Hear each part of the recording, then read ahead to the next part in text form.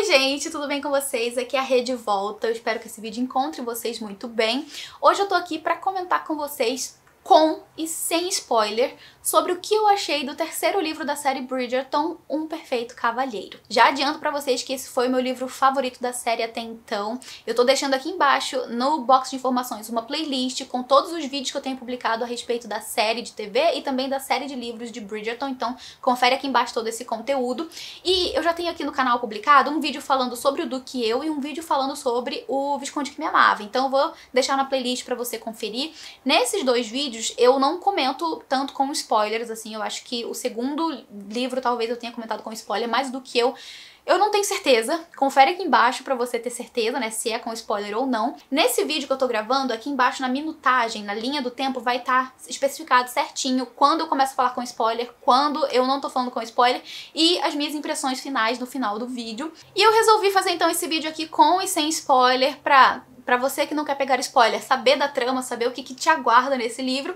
E pra você que quer pegar spoiler, talvez te lembrar aí de alguns detalhes, de alguns acontecimentos do livro que você talvez tenha esquecido quando leu aí um tempo atrás, porque aconteceu isso comigo. Eu precisei reler o Duque e Eu pra assistir a série, porque quando eu li o Duque e Eu pela primeira vez foi muitos anos atrás, então quando a primeira temporada da série foi ao ar, eu li, né, um pouquinho antes ali pra poder ficar por dentro dos detalhes, me lembrar de tudo. Então se você tá precisando aí, né, de um remember do que aconteceu nesse terceiro livro, que é o livro do Benedict, esse vídeo aqui é pra você. Só que antes de falar sobre esse livro, eu já quero te lembrar para deixar o curtir aqui embaixo, se você gosta desse tipo de conteúdo. Se você tá chegando por aqui, por esse vídeo, aproveita, se inscreve, ativa o sininho, assim você fica por dentro das próximas novidades. E, lembrando mais uma vez, aqui embaixo tem a playlist com todos os conteúdos que eu publiquei referente a Bridgerton até agora. Então, sem mais demoras, sem mais delongas, vamos lá pro vídeo. Bom, eu já comentei aqui antes, em outras ocasiões no canal, sobre a minha retomada de leitura dessa série. Agora, com o lançamento da segunda temporada, eu fiquei com vontade de conhecer o terceiro livro, então eu comecei a ler o terceiro livro aqui pelo Kindle. Eu tenho o e-book com todos os livros da série, que é essa capa aqui, ó. Então eu comecei o terceiro livro e daí eu engatei no quarto e terminei o quarto e já fui direto pro quinto, então agora eu estou no sexto livro e eu vou seguir a ordem, né, de publicação ali dos livros, sendo que o terceiro livro, no caso, Um Perfeito Cavalheiro, é o livro que vai focar no Benedict, que é o segundo irmão ali mais velho da família Bridgerton, que eu preciso dizer é o meu irmão favorito. Ele é o meu personagem favorito dessa série. Eu gosto muito dele, eu gostei demais do livro dele, do romance dele, e também gostei muito das adaptações que trouxeram pro personagem na série de TV. Eu gostei muito desse lado mais divertido do personagem e, acima de tudo, né, o casting dessa série, gente, eles simplesmente conseguiram escalar os atores perfeitos para os personagens, sabe? Eles fizeram uma conexão, assim, que eu achei impecável. Começando a falar sobre a trama de Um Perfeito Cavalheiro, sem spoiler, aqui a gente tem um reconto de Cinderela. A gente começa a história conhecendo a nossa protagonista feminina, que é a Sophie.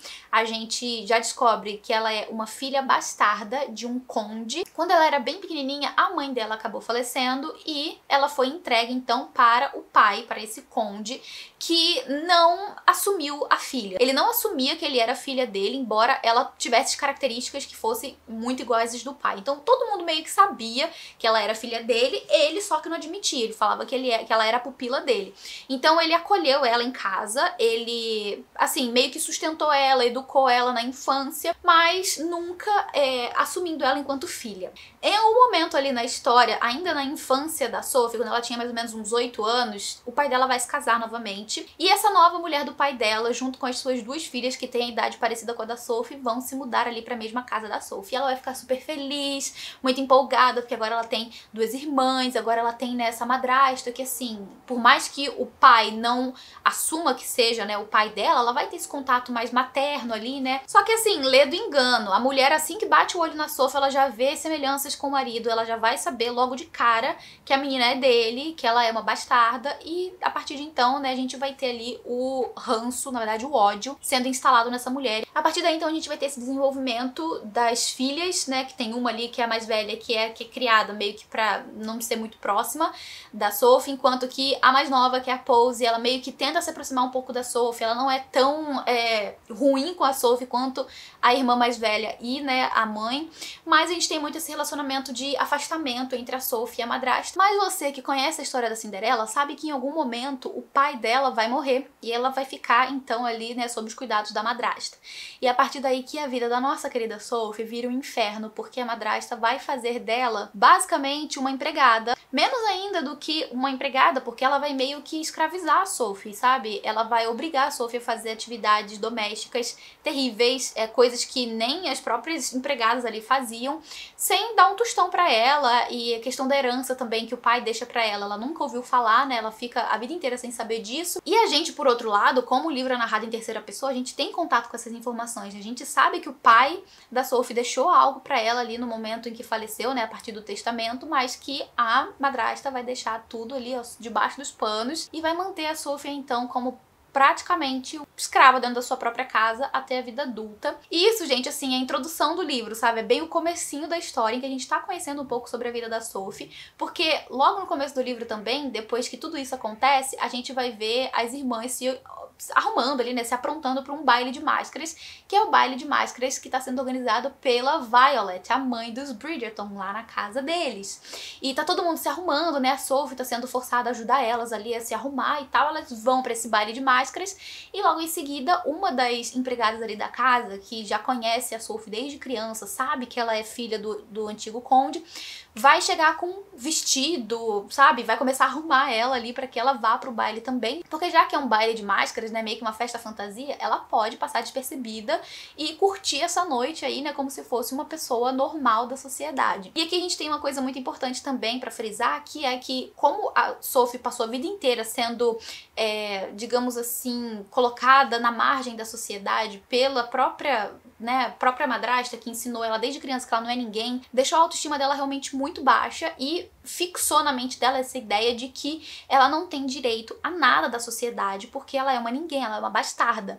Então isso fica muito presente na personalidade dela, ela internaliza isso e ela aceita o seu lugar na sociedade enquanto uma simples criada. Só que ela sonha em participar de um baile pelo menos uma vez na vida dela, então ela vai muito empolgada, né, muito deslumbrada pra esse baile. E como ela na infância foi educada junto com as filhas ali da madrasta enquanto o pai dela era vivo, ela é uma moça muito educada, de boas maneiras, né, que assim, juntou ali com a roupa dela de prateado, minha filha, ela se destaca no baile dos Bridgerton. E é muito intenso esse começo do livro, porque no momento em que ela entra no baile, né, em que ela entra ali onde tá acontecendo a festa, o Benedict, ele já fala que ele sente meio que como se tivesse uma eletricidade no ar, que tipo, acontece alguma coisa que ele sente que a noite fica diferente. E daí, quando ele nota a presença dela, ele tem já certeza de que tudo tá diferente porque ela chegou. Ai, gente, isso é muito lindo. Esse romance, pra mim, ele é um dos mais bonitos e é o meu livro favorito, né, então eu vou ficar vendendo a minha opinião no vídeo. Enfim, né, em algum momento eles vão dançar juntos, eles vão acabar também trocando conversas, assim, numa espécie de terraço privativo. Eles acabam então tendo essa troca muito íntima sem nunca revelar quem são. Ela sabe que ele é o Benedict Bridgerton porque ela lê todas as colunas da Lady Whistledown e ela sabe quem ele é, ela, né, fica encantada com a figura dele, ele realmente chama muita atenção dela, ela enxerga nele realmente o príncipe dos sonhos dela. Gente, isso é muito bonito. Mas enfim, ela enxerga muito isso na figura dele, sabe? Toda essa... Porque ele é realmente um perfeito cavalheiro, assim, ele é muito educado, ele é muito, sabe, cortês, ele trata ela muito bem.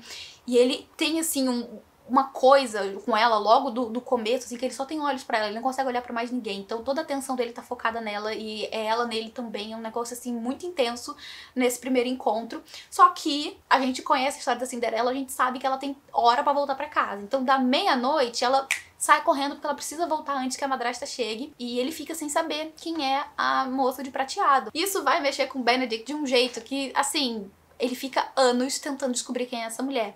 Passam-se 2 anos até que eles se encontrem de novo em uma nova situação, né, um novo contexto. Só que, como ela tava o tempo inteiro de máscara, ele não consegue, de fato, saber que era ela quando ele a conhece. Porque quando ele a reconhece, né, 2 anos depois, ela já tá sem máscara, ela não tá mais com a roupa, né, da festa.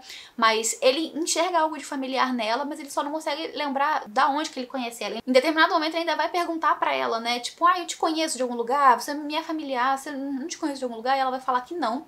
Porque, né, ela é uma mulher que é uma empregada, que foi expulsa de casa, que precisou sobreviver sozinha, porque a madrasta expulsou ela de casa depois que descobre que ela foi ao baile. Então ela se fez sozinha. E a partir daí, então, a gente tem o entrosamento desses dois. Ela não querendo contar pra ele que ela era a moça do baile, porque na cabeça dela, a moça do baile é uma versão idealizada dela. A realidade dela não é aquela, a vida dela não é aquela. A vida dela é uma vida de servidão.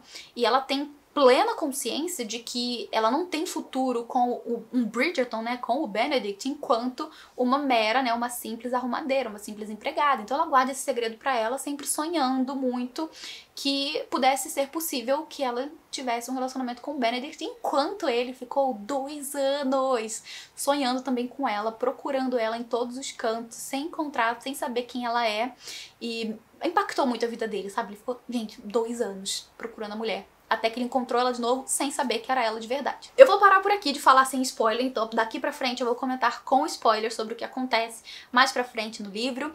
E essa primeira introdução aqui que eu trouxe, gente, são os primeiros, não sei, 5 capítulos do livro, nem isso, não sei, é bem menos ali, bem pouquinho da história, porque a gente tem muito aprofundamento das personagens nesse caso, e a partir daqui então eu vou comentar com vocês com spoiler sobre o terceiro livro. Bom, o Benedict vai então encontrar de novo com a Sophie num momento muito tenso, porque pouco depois ali da noite do baile, a madrasta da Sophie vai descobrir que ela esteve no baile, que ela foi a mulher que ficou, assim, que prendeu a atenção do Benedict, que fez ele ficar realmente encantado por ela, e a madrasta, além de ter se sentido traída porque ela acabou indo pra lá, né, ela acha um absurdo, porque pra ela, a Sophie não tem direito a nada disso, sabe? Ela é uma ninguém, ela não tem que aparecer na sociedade, ela é uma pária, ela é uma bastarda, e uma pessoa do naipe, sabe, do Benedict, tem que ser pra uma das filhas dela ou pra alguma moça, outra moça da sociedade. Então é que ela acaba reforçando ainda mais essa ideia na Sophie, né, de que ela é uma sonhadora, de que ela é uma iludida, porque ela não vai nunca ter nada com o Benedict, e vai acabar expulsando ela de casa. E esse momento é muito triste, porque a Sophie, ela é sozinha no mundo, ela não tem dinheiro, né, ela não é rica, o que o pai dela deixou pra ela nem sabe que ela tem, né, de herança, e ela vai acabar tendo que se virar sozinha no mundo. Então ela acaba indo pro interior pra poder trabalhar na casa de uma família, né, bem de vida no interior. Só que essa família, assim, por mais que os donos da casa ali, né, tenham acolhido ela muito bem, eles têm um filho que é uma pessoa insuportável. E esse filho vai dar uma espécie de festa uma noite ali, né, pra amigos próximos, e uma dessas pessoas que vão estar nessa festa é o Benedict, e ele vai meio que salvar ela no momento ali em que ela tá sendo abusada, né, por esses homens que são amigos do dono da casa, e ele vai meio que tirar ela dali e vai acabar levando ela embora junto com ele pra um chalé que ele tem em algum lugar ali perto. Ele fala, não, vamos lá, eu te levo, você vem comigo até o chalé e de lá eu tento arrumar um emprego pra você na casa da minha mãe. Ele é super solícito com ela, né, ele tenta ajudar ela de alguma forma, porque ele sabe que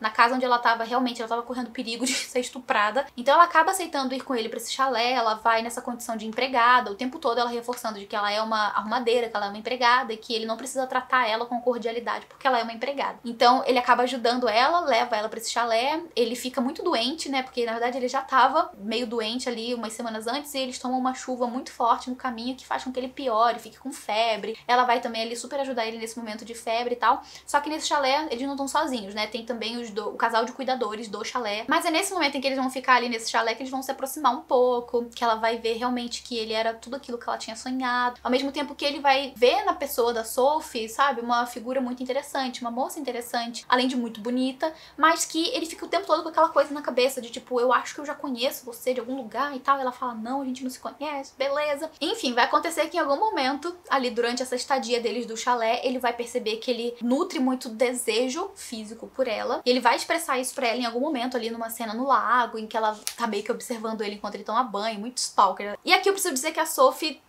assim, a personalidade dela foi algo que me incomodou nesse livro, porque ela toma umas atitudes que eu achei meio repreensíveis, né? Por exemplo, essa cena em que ele tá tomando banho no lago e ela tá observando ele, tipo, bem stalker. Inclusive eu deixei anotado aqui no meu Kindle, que stalker. Enfim, ele vai flagrar ela ali, olhando pra ele, tomando banho, e daí ele vai expressar, né, todos esses sentimentos que ele tem com relação a ela, de que ele tem muito desejo, né, físico por ela e tal, e ela meio que vai retribuir, né, vai dizer que ela também, mas... E aqui nesse momento a gente vai ter uma virada na história, porque o Benedict vai sugerir que a Sophie se torne amante dele. E esse é um ponto que inclusive as pessoas acham ruim do livro e que eu acho que faz completo sentido pra época, porque assim, que ela sabe e ele também sabe, né, os dois ali estão cientes de que eles não podem se casar, tipo, não existe na sociedade da época essa aceitação com relação a pessoas de diferentes classes sociais se unindo em matrimônio. Porque, gente, na época, casamento era uma espécie de negócio, sabe? Era uma espécie de enlace que não ficava só na questão do relacionamento, do amor, essa coisa idealizada que, inclusive, Julia Quinn traz pros livros. Na verdade, o casamento era um negócio, né? Era uma forma de uma família rica se juntar com outra família rica, ou uma família não tão rica se juntar com uma família mais rica. Enfim, os casamentos, eles eram meio que uma espécie de troca, né? Um negócio que acontecia entre duas partes, entre duas famílias. E como ela era uma arrumadeira, né? Ela era uma pobretona, gente. Uma mera arrumadeira, uma mera empregada. Não existia um futuro em que eles pudessem ficar juntos, casados e sendo bem aceitos socialmente falando. Então os dois tinham essa plena consciência, e a forma que o Benedict encontra de cuidar da Sophie, né, prover pra ela, dar pra ela uma vida de conforto e ter ela presente na vida dele, é fazer dela amante dele. Porque como casamento isso não seria tão simples de acontecer, né? Na verdade não aconteceria. Ela, por outro lado, sonha muito em ter, né, o Benedict na vida dela. Ela sonha com ele muito, tipo, ele é realmente a pessoa da vida dela. Mas, ao mesmo tempo, ela tem muito medo de que ela engravide e que o filho dela passe por algo que seja semelhante ao que ela passou, né? Porque ela é uma bastarda e ela não quer que o filho dela seja também um bastardo, né? Ela não quer que os filhos dela passem por aquilo que ela passou. Então, ela recusa. E nessa recusa, ele meio que vai aceitar, meio tentando fazer ela mudar de ideia em alguns momentos, né, com argumentos e tal, mas ele vai acabar aceitando, falar, beleza, então, já que você não quer, tudo bem, mas me deixa pelo menos encontrar um emprego pra você na casa da minha mãe, porque pelo menos lá eu sei que você vai estar bem, que você vai estar sendo bem tratada, que não vai ter ninguém, sabe, te importunando, nem te, enfim, né, forçando nada. E ela fica tentada aceitar, mas ao mesmo tempo ela fica com medo, né, desse encontro que ela vai ter com ele ali o tempo inteiro, né, porque afinal ela vai estar na casa da mãe dele, então, tipo, ela vai encontrar com ele o tempo inteiro e ela não acha que isso vai ser algo muito positivo pra ela, porque, né, ela vai ter que lidar com encontrar com ele o tempo todo. E aí, nesse ponto, a gente tem um acontecimento que é o que eu considero que foi o mais, digamos, tenso desse livro, foi o que eu menos gostei, que é uma manipulação que ele vai fazer ali com ela pra que ela não tenha escolha e ela acabe tendo que aceitar esse emprego. Porque ele vai fazer com ela ali uma negociação que meio que torna impossível pra ela não aceitar ir com ele pra casa da mãe. Então ela acaba indo meio que contra a vontade dela, mas meio que sendo forçada por essa proposta que ele traz, sabe? Esse foi o momento que eu acho que o Benedict, ele caiu um pouco no meu conceito, porque ele faz isso justamente sabendo que ela não vai ter pra onde correr, que ela vai ter que aceitar. Mas por outro lado, eu também entendo o lado dele de ele querer se assegurar de que ela vai ficar bem, de que ela vai ser bem tratada, que ela vai estar numa família decente. Então eu fiquei, né, tentando botar aí na balança, tipo, não sei o que pensar do Benedict nesse momento. Porque do meu entendimento ele teve uma boa intenção, mas ele não teve, assim, ele não foi feliz na escolha de argumentos e do que fazer pra poder convencer ela, sabe?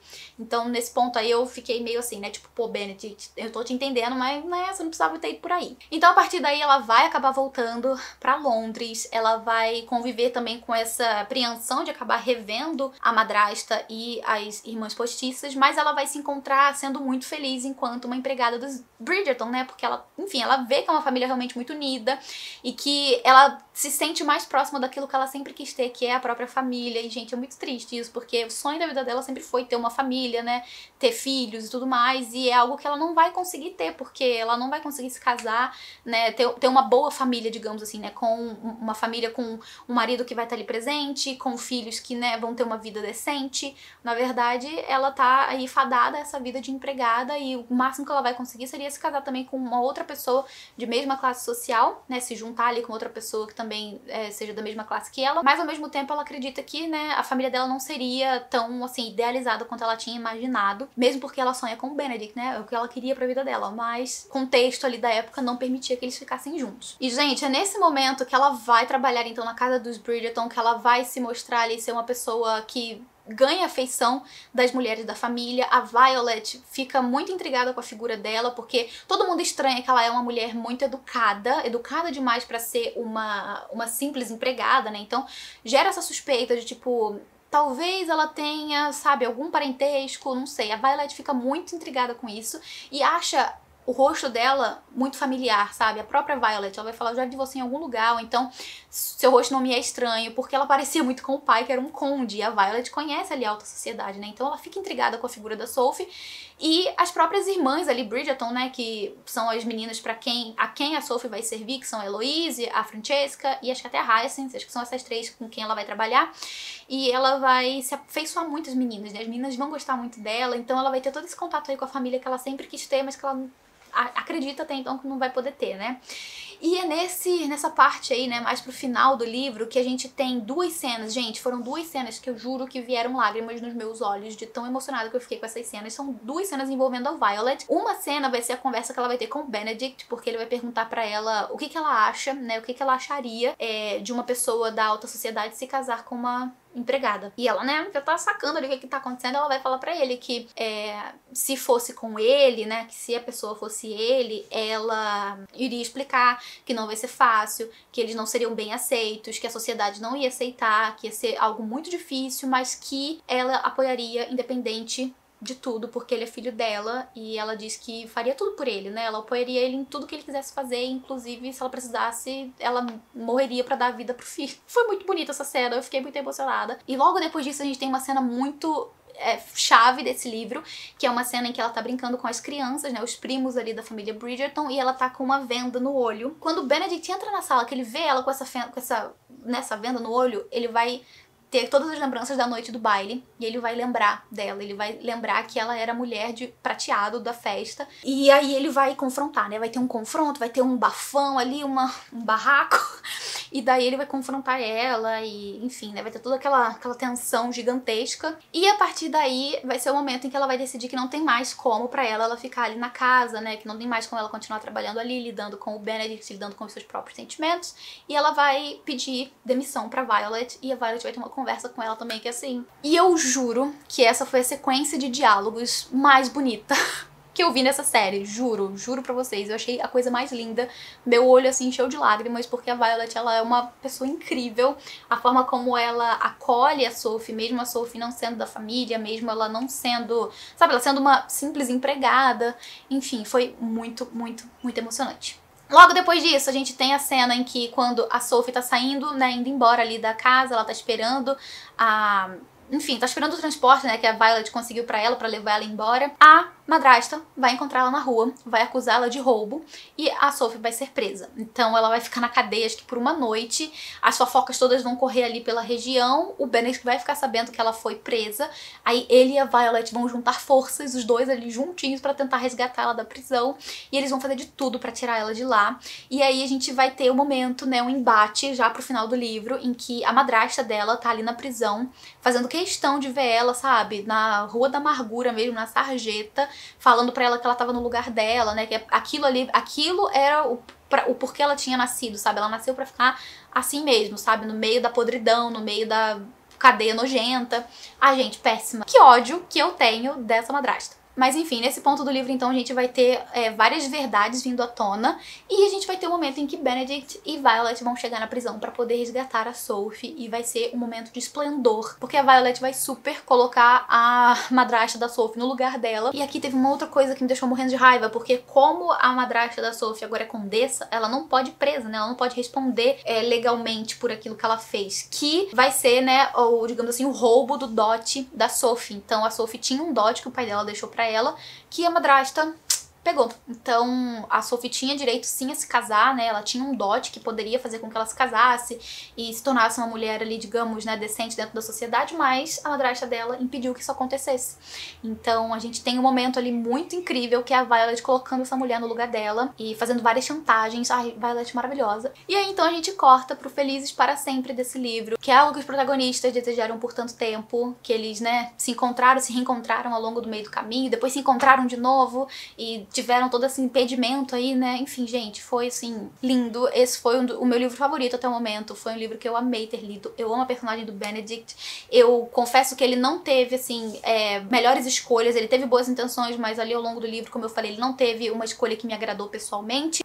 E assim, falando agora sobre as minhas opiniões gerais, eu gosto muito desse livro porque eu sinto que ele quebra um padrão que eu via, sabe, sendo trabalhado nos dois livros anteriores. Nos dois livros a gente tem ali um casal que vai acabar precisando se casar porque se envolveu em algum escândalo social que, né, obriga eles a se casar. Não tem muito desse desenvolvimento do relacionamento até o casamento. Na verdade, eles se casam no meio do livro e o desenvolvimento do relacionamento vai acontecer justamente quando eles já estão casados. Aqui isso não acontece. Aqui a gente tem esse amor à primeira vista, né, essa coisa, essa conexão logo na primeira noite entre os dois, e a gente tem um impeditivo, sabe, algo mais forte do que eles, que impede com que eles fiquem juntos, diferente dos dois livros anteriores, que a gente só tem ali traumas e crenças que, do meu ponto de vista, não são tão bem embasados. Eu acho que eles são fracos nos dois primeiros livros, não me convencem 100%, enquanto aqui, no terceiro livro, a gente tem algo que é maior do que os personagens, sabe? É uma, digamos, uma etiqueta social, a sociedade como um todo, a forma como essa sociedade funciona, que impede com que os dois fiquem juntos, embora eles queiram muito estar juntos. Então tem essa coisa do é algo mais do que eles, é algo fora do controle,